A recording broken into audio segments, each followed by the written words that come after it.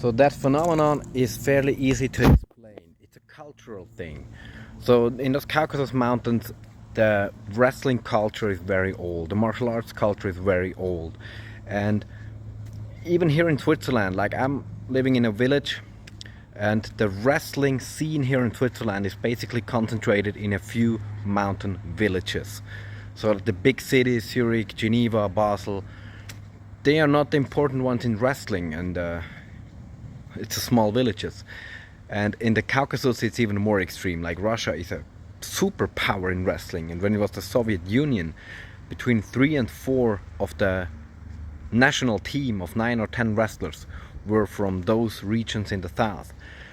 And that is because of several reasons. As I said, the most important one is culture. Martial arts fighting is so important in those countries like Chechnya, Dagestan, Georgia, and others of there, Uzbekistan, Tajikistan, Kyrgyzstan. Kids literally wrestle on the street. Like, they don't play football. When they're out, they wrestle, they box from such a small age on. It's just a normal sports. It's the sports. You compete, you fight. Such an important part of their culture.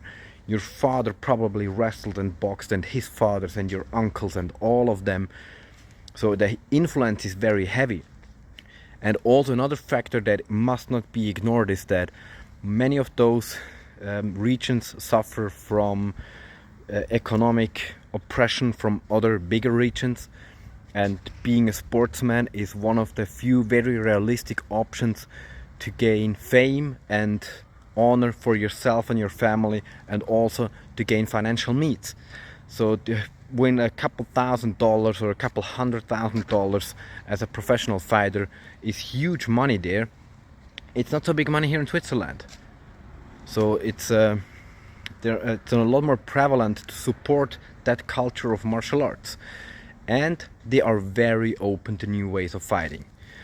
So yeah, they were very big in wrestling and boxing, and when they heard about that MMA thing, they were like, wow.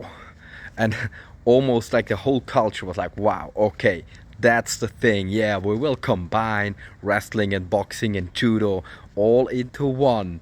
Oh yeah, that's it. And they just loved the idea. And so I think there will be more to come.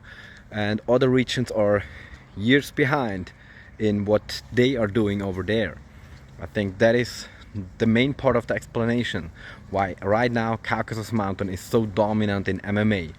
They're very ready for new stuff, and they just love it.